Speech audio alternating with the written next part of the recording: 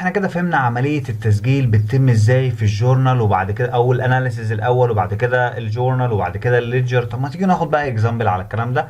The recording process illustrated.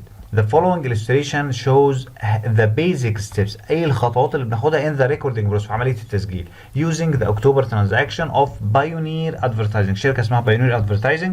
Pioneer accounts period as is a month. احنا بنقفل دفاترنا كل شهر. And these illustrations في التوضيح ده او في الاكزامبل دوت a basic analysis and equation analysis. يبقى احنا عندنا في basic analysis بنحلل الاول الكلام اهو، وبعد كده في equation analysis بنحلله على هيأثر ازاي على الاكاونتنج equation، وبعد كده في debit وcredit analysis اللي هو الجورنال وانتري and posting each transaction. يبقى احنا كده هنسجل كل الحاجات دي، كل الترانزاكشن اللي جايه هتبقى بنفس الطريقه دي. فعندنا ترانزاكشن بيقول لك في اكتوبر 1 اي سي براين اللي هو بيرد اللي هو اسم الراجل اللي استثمر انفست كام 10000 كاش ان ادفرتايزنج كومباني كولد بايونير ادفرتايزنج. يبقى الراجل اسمه بايرد استثمر في شركه اسمها بايونير وحط فيها 10000 دولار.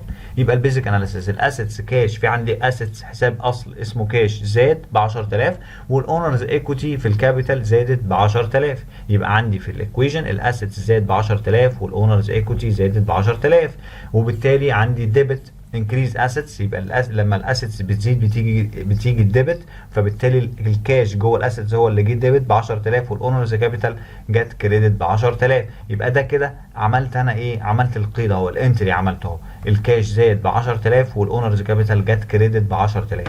لازم اكون فاهم القصه دي كويس جدا. ده الجورنال انتري. عشان اعمل جورنال انتري لازم احلل الكلام ده، ولازم اخد الورق اللي الايفيدنس اللي يقول لك القيد ده مظبوط. وكل قيد بيتعمل في حساب في ورقه لوحده. مفيش حاجه اسمها ان انا بعمل 5 6 قيود ورا بعض، لا، كل قيد بيتعمل في ورقه لوحده وبيترفق معاه كل الورق اللي يخص القيد او كل الايفيدنس، الدليل على القيد ده، على ان ده حصل، على ان في فلوس فعلا دخلت الشركه، وان الراجل دوت هو اللي حاططها، اللي اسمه بيرد ده اللي حاططها، هي خاصه بالاستثمار. فكل ده بيبقى في امضاءات وفي توقعات الناس ماضيه ان هو الراجل ده اللي حط الفلوس دي. وهنا الحساب الاستاذ بتاع الكاش زاد ب 10000 والاونرز كابيتال زاد ب 10000. طب ده زاد جه ديبت وده زاد جه ايه؟ كريدت. ده عملنا عمليه البوستنج بس في التي اكونت، اللي هو يعتبر التي اكونت اللي هو في حساب تاني اللي هو الليدجر، الشكل تاني للليدجر ده اسمه تي اكونت، وفي شكل تاني اللي هو الاساسي اللي احنا شفناه للليدجر.